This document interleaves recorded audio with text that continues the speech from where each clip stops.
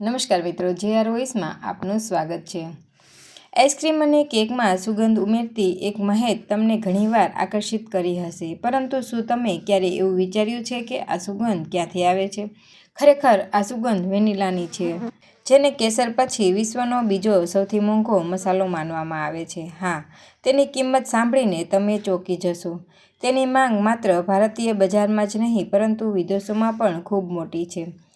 તેને ખેતી કહેવું ખોટું હશે, તે ખરેખર પૈસાનું મશીન છે। તેથી જો તમે પરંપરાગત ખેતીથી અલગ કંઈક મોટું કરવા માંગતા હો, તો વેનીલા ખેતી શ્રેષ્ઠ વિકલ્પ છે। માર્કેટમાં સારી ગુણવત્તાના સૂકા વેનીલા બીન્સની કિંમત આશરે 20,000 થી 40,000 પ્રતિ કિલો હોઈ શકે છે। તેનું કારણ છે કે વેનીલા ઉગાડવા માટે મહેનત જ નહીં, ધૈર્ય પણ જોઈએ।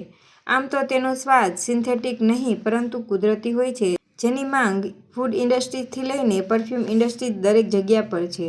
વેનીલા એક પ્રકારની વેલ હોય છે, તેને ન વધુ ગરમી જોઈએ, ન વધુ ઠંડી, એટલે કે 25 થી 35 ડિગ્રી સેલ્સિયસનું તાપમાન સૌથી શ્રેષ્ઠ છે।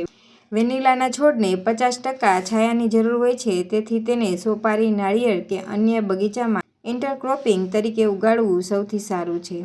તેને ઉગાડવા માટે કાર્બનિક પદાર્થોથી ભરપૂર માટી શ્રેષ્ઠ છે। વેનીલા બીજથી નહીં, પરંતુ કટિંગથી લાગે છે।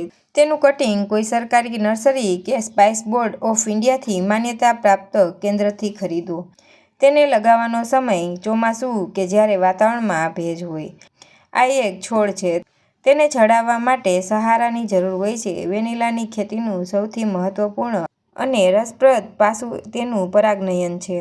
તેના ફૂલોનું પરાગનયન માનવ હાથ દ્વારા નાની લાકડીનો ઉપયોગ કરીને કરવું પડે છે। ફૂલો સવારે ખીલે છે અને બપોરે સુકાઈ જાય છે, તેથી આ કાર્ય સવારે 6 થી બપોરે 12 વાગ્યા વચ્ચે કરવું જોઈએ। છોડ લગાવવાના 3 વર્ષ બાદ તેમાં ફળ બીન્સ આવે છે। 1 એકરમાં સારી રીતે માવજત કરવામાં આવે તો વર્ષે 300 થી 500 કિલો સુધી બીન્સ આવી શકે છે।